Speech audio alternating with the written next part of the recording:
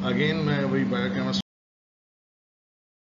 Lecture number 4, biochemistry chapter number 10। और इसमें का जो आज का टॉपिक है उस टॉपिक को स्टार्ट करने से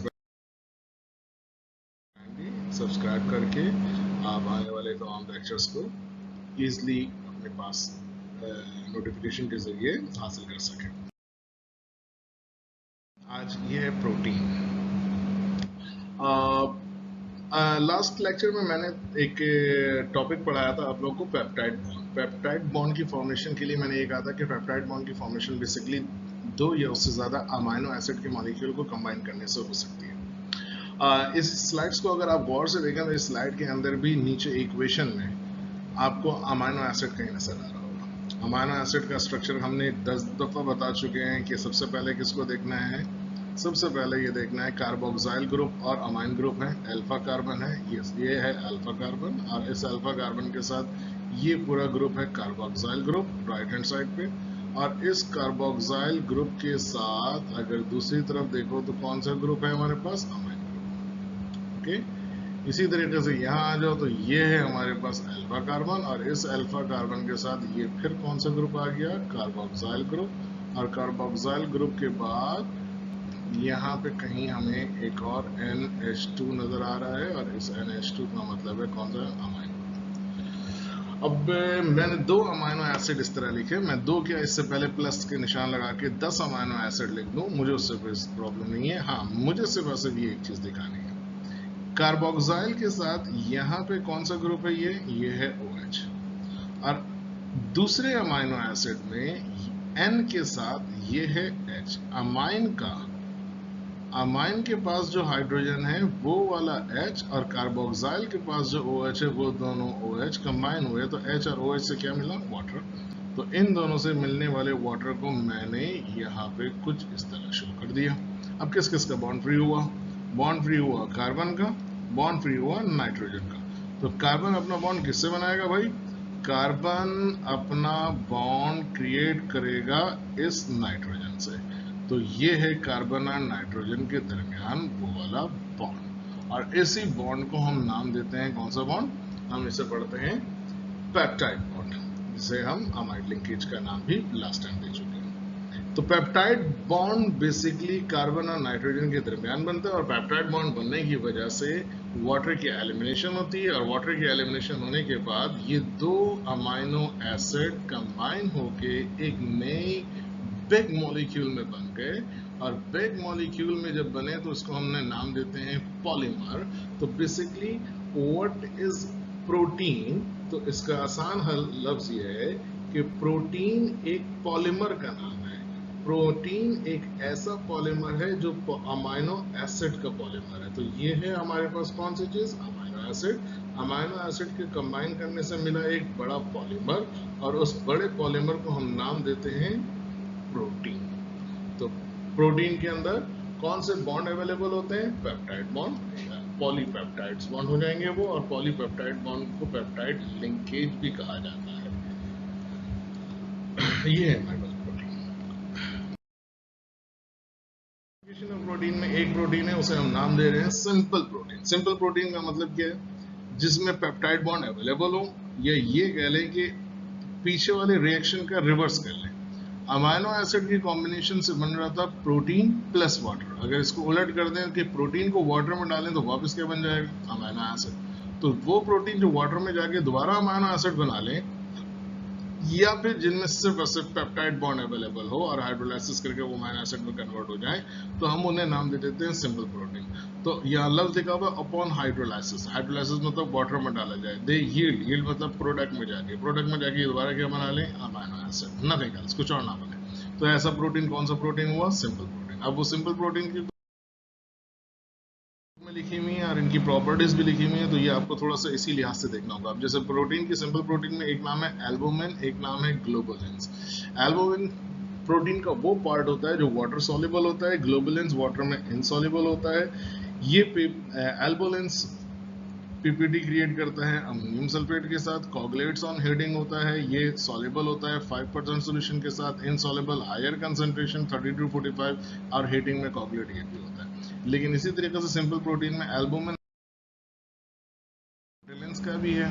ग्लूटेलिन्स के बारे में कहते हैं insoluble in neutral solution, soluble in dilute acid and alkali and coagulate on heating. Gliadins के बारे में कहते हैं soluble 70 to 80% of ethyl alcohol, insoluble in water. एल्बोनाइट इनसॉल्युबल प्रोटीन होता है, डिसॉल्व ओनली बाय हाइड्रोलाइज़र। ये हमारे पास सिंपल प्रोटीन की कुछ टाइप्स हैं और उनकी प्रॉपर्टीज हैं, ये याद करना जरूरी है। इनको प्लीज एक दफा डिटेल के साथ देख लें। नाम लिखा हुआ है कॉन्जुगेटेड प्रोटीन। कॉन्जुगेटेड प्रोटीन के नीचे कहीं एक बोल्ड लाइन में लिखा हुआ है प्रोस्थेटिक ग्रुप। प्रोस्थेटिक ग्रुप को हमने दूसरा नाम लिखा हुआ है कोफैक्टर, और प्रोस्थेटिक ग्रुप और कोफैक्टर कहते हैं नॉन प्रोटीनियस सब्सटेंस को। अगर कोई प्रोटीन कंबाइन हो जाए किसी नॉन प्रोटीनियस से, जैसे नॉन प्रोटीनियस प्रोटीन कौन है? प्रोटीन अमीनो एसिड का पॉलीमर है लेकिन कार्बोहाइड्रेट का प्रोटीन है? नहीं है। कार्बोहाइड्रेट के अलावा फास्फोरस प्रोटीन है? नहीं है।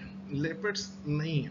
तो कोई भी प्रोटीन अगर किसी नॉन प्रोटीनियस सब्सटेंस के साथ कंबाइन हो जाए, अब जैसे मैं कहूँ कार्बोहाइड्रेट प्लस प्रोटीन, तो कार्बोहाइड्रेट प्लस प्रोटीन में नॉन प्रोटीनियस कौन है? कार्बोहाइड्रेट। उस नॉन प्रोटीनियस को हम क्या नाम देते हैं? उसे हम नाम देते हैं प्रोस्थेटिक ग्रुप। प्रोस्थेटिक ग्रुप का दूसरा नाम क्या है? प्रोस्थेटिक ग्रुप का दूसरा नाम है कोफैक्टर। तो अगर हमने प्रोटीन को कार्बोहाइड्रेट से मिलाया तो कार्बोहाइड्रेट इसका प्रोस्थेटिक ग्रुप है, कार्बोहाइड्रेट इसका कोफैक्टर है। और ऐसा प्रोटीन जिसमें एक प्रोटीन हो दूसरा कोई नॉन प्रोटीनियस सब्सटेंस हो, हम उसे कहते हैं कॉन्जुगेटेड प्रोटीन। अब इस कॉन्जुगेटेड प्रोटीन में ग्लाइको का वर्ड निकला है ग्लूकोज। ग्लूकोज का मतलब निकल सकता है कार्बोहाइड्रेट। तो ग्लाइकोप्रोटीन में कार्बोहाइड्रेट प्रोस्थेटिक ग्रुप है और ग्लाइकोप्रोटीन कॉन्जुगेटेड प्रोटीन की पहली टाइप है। क्रोमोप्रोटीन में होमोग्लोबिन प्रोस्थेटिक ग्रुप है। और क्रोमोप्रोटीन खुद क्या है? क्रोमोप्रोटीन खुद एक कॉन्जुगेटेड प्रोटीन है। इसी तरह फॉस्फोप्रोटीन एक कॉन्जुगेटेड प्रोटीन है जिसमें प्रोस्थेटिक ग्रुप फॉस्फोरिक एसिड है। लिपोप्रोटीन कोलेस्ट्रॉल या लिपिड्स इसका प्रोस्थेटिक ग्रुप है। तो ये टाइप हमारे पास। जो प्रोटीन की तीसरी क्लासिफिकेशन है उसे कहते हैं ड्राई प्रोटीन, जो कि नेचुरली तौर पर एग्जिस्ट नहीं करते हैं लेकिन by the action of enzymes ये हमारे पास हो जाते हैं, जिसमें एग्जांपल में पेप्टाइड, प्रोटीसेस और peptides. Functions of protein. Function of proteins हमारे पास क्या है कि प्रोटीन के फंक्शन बेसिकली एनर्जी देने का एक सोर्स है, एनर्जी प्रोवाइड करता है बॉडी के अंदर, नर्वस डिफेंस को बूस्ट अप करता है और हमारी बायोकेमिकल कैटलिस्ट में यूज करता है। इसके अलावा टिश्यूज की मेंटेनेंस में यूज करता है। सोर्सेज इसके अंदर मीट, एग है और बकिया इसकी कुछ कैलोरी वैल्यू है। इसी के बाद एक अगला टॉपिक है, वो है डाइजेशन ऑफ फूड। हम फूड की डाइजेशन दो तरीके से करते हैं। एक नाम है उसे हम कहते हैं सैलिवरी डाइजेशन और दूसरा नाम है गैस्ट्रिक डाइजेशन। ये दो मेन हमारे पास डाइजेशन की कंडीशन होती है, लेकिन इनके अलावा तीसरी और चौथी जो हमारी तीसरी जो टाइप हमारे पास आ जाती है उसे हम नाम देते हैं इंस्टेंटाइनल डाइजेशन और ड्यूडेनल डाइजेशन। अब इनके बारे में थोड़ा सा देख लें तो सैलिवरी डाइजेशन आप खुद नाम से समझ जाएंगे कि सैलिविया से होता है। गैस्ट्रिक डाइजेशन, गैस्ट्रिक जूस हमारे पास जो डेवलप होते हैं स्टमच के अंदर, उसके जरिए हम करते हैं। इंस्टेंटाइन पार्ट है बॉडी। इसी तरीके से हमारे पास डाइजेशन के लिए कुछ और हमारे पास एंजाइम एक्टिविटी भी है, जिनमें ट्राइप्सिन, अमाइलेज एंड लिपेज का नाम दिया हुआ है और इसके ज़रिए हम बेसिकली एंजाइम एक्टिविटी के ज़रिए डाइजेशन को एनहांस करते हैं, इम्प्रूव करते हैं। तो एक दफ़ा इसको थोड़ा सा सही देख लिएगा, पढ़ लिएगा जो जो इसके पॉइंट्स। एंजाइम्स के बारे में बहुत कॉमन वर्ड है कि ये बायो कैटलिस्ट है। कैटलिस्ट का काम जैसे रिएक्शन को फास्ट अप या बूस्ट अप करना होता है, तो बायो कैटलिस्ट बायोलॉजिकल रिएक्शन को फास्ट करता है, बायोलॉजिकल रिएक्शंस को स्पीड अप करता है। किसी बायोलॉजिकल रिएक्शन को स्पीड अप करने के लिए वाले इस कैटलिस्ट को हम एंजाइम का नाम देते हैं, इन्हें बायो कैटलिस्ट का भी नाम देते हैं। अब बेसिकली कैटलिस्ट के बारे में यही कहते हैं कि स्पीड में तो रिएक्शन करता है लेकिन रिएक्शन में हिस्सा नहीं लेता। तो इसी तरह एंजाइम भी है, वो रिएक्शन में हिस्सा नहीं लेता लेकिन रिएक्शन को फास्ट जरूर कर देता है। अब जैसे एक इक्वेशन लिखी हुई है कि हाइड्रोजन पेरोक्साइड को की डीकंपोजिशन जो होती है, हाइड्रोजन पेरोक्साइड की डीकंपोजिशन को तकरीबन 18 किलो कैलोरी से एनर्जी चाहिए। लेकिन जब इसमें एंजाइम की एक्टिविटी करते हैं तो वो एंजाइम की जो एक्टिविटी उसकी जो डीकंपोजिशन के लिए एनर्जी चाहिए होती है वो उसको कम कर देता है और वो लेस देन 5 किलो कैलोरी हो जाता है। तो बेसिकली इसने एनर्जी ऑफ एक्टिवेशन को कम कर दिया। और जब किसी रिएक्शन में एनर्जी ऑफ एक्टिवेशन कम हो जाए तो हम दूसरे लफ्जों में कहते हैं कि वो रिएक्शन फास्ट हो गया।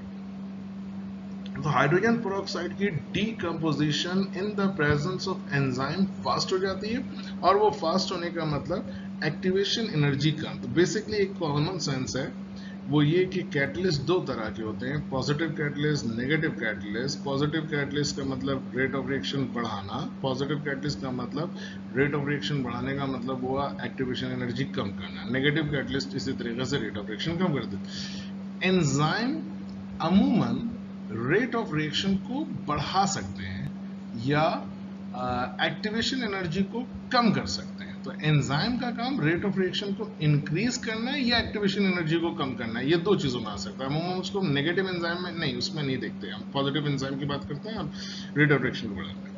अब इसी तरीके से एंजाइम के अंदर हमारे पास कुछ और प्रॉपर्टीज हैं या उनके फंक्शंस हैं।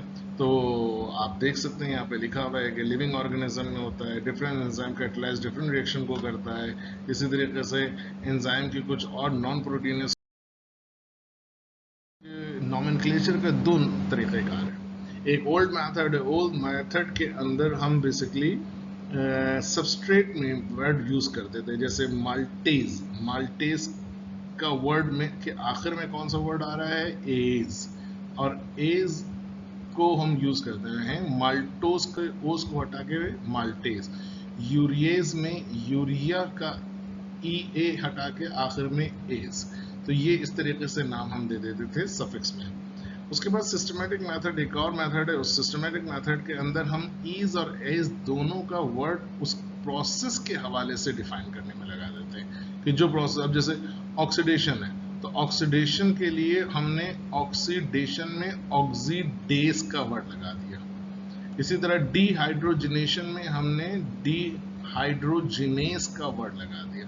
तो डीहाइड्रोजिनेज डीहाइड्रोजिनेशन, ऑक्सीडेज ऑक्सीडेशन। इस तरह के कुछ और एग्जाम्पल में आ जाए तो मैंने यहाँ पे नाम लिखा हुआ है ऑक्सीडो रिडक्टेज। रिडक्टेज का मतलब रिडक्शन। तो ऑक्सीडो रिडक्शन, जहां रिडक्शन ऑक्सीडेशन देता है। अभी अल्कोहल है, अल्कोहल से हाइड्रोजन का लॉस हो रहा है। हाइड्रोजन का लॉस होने का मतलब आप इसको लॉस ऑफ हाइड्रोजन कह सकते हैं, या दूसरी तरफ हम इसको रिडक्शन का प्रोसेस करके प्रिपरेशन का नाम दे सकते हैं कि हाइड्रोजन की प्रिपरेशन हो रही है। तो नाम इसमें जो एंजाइम्स हैं जिसने इस रिएक्शन को कैटलाइज किया उसको नाम दे दिया डीहाइड्रोजिनेज। डीहाइड्रोजिनेशन, हाइड्रोजन का रिमूव होना। डीहाइड्रोजिनेज, जिसने अल्कोहल से हाइड्रोजन को रिमूव किया, ऐसे एंजाइम को डीहाइड्रोजिनेज का नाम दे दिया जाएगा। इसी तरीके से हमारे पास एक और रिएक्शन है, ये ट्रांसफरेज। ट्रांसफरेज में एक फंक्शनल ग्रुप से दूसरे फंक्शनल ग्रुप में कन्वर्जन होती है, जैसे एसिटाइल कोएंजाइम। एसिटाइल कोएंजाइम को COA के नाम से रिप्रेजेंट करते हैं। और कार्निनाइट एक अमीनो एसिड की टाइप्स है। इन दोनों को ऐड किया जाए तो एसिटाइल कोएंजाइम में एसिटाइल ग्रुप जो है वो कार्निनाइट के साथ जमा कंबाइन हो जाता है, अमीनो एसिड के साथ कंबाइन हो जाता है, और कोएंजाइम अलग हो जाता है। तो ये एक फंक्शनल ग्रुप से दूसरे फंक्शनल ग्रुप में तब्दीली की। हाइड्रोलेज, हाइड्रोलेज बेसिकली एंजाइम की वो टाइप्स है जो हाइड्रोलाइसिस के लिए यूज होती है, तो इसको नाम हाइड्रोलेज का दे दिया जाता है। लाइएज या लिएज का नाम हम ले लेते हैं addition of group double bond के अंदर। इसी तरीके आइसोमेरेज हैं, लाइजेज हैं, और इनकी कुछ प्रॉपर्टीज हैं। तो फैक्टर्स, कौन कौन से फैक्टर पे एंजाइम रिएक्शन डिपेंड करता है? वो इसका टेम्परेचर है, वो इसकी पीएच वैल्यू है, वो इसकी कंसंट्रेशन है, और वो उसकी रेडिएशन है। मेन तीन फैक्टरों पे ज्यादा डिपेंडेंट है, टेम्परेचर, पीएच एंड कंसंट्रेशन। तो ये है एंजाइम, और एंजाइम के ऊपर कुछ डिपेंड होने वाले फैक्टर्स और उनकी पूरी डिटेल। एक दफा इसको दोबारा देख लें, आप लोग पढ़ लें सही से, बुक से, नोट से कंप्लीट करके अपने हाथों से नोट्स इसके कंपाइल करें, और तो फिर आप लोग को ज्यादा बेहतर समझ में आएगा। Thank you very much. इस लेक्चर से आगे अब आखिरी हमारा लेक्चर 5 आएगा इस चैप्टर का। उसके बाद ये चैप्टर हमारा इंशाल्लाह ताला कंप्लीट हो जाएगा। Thank you.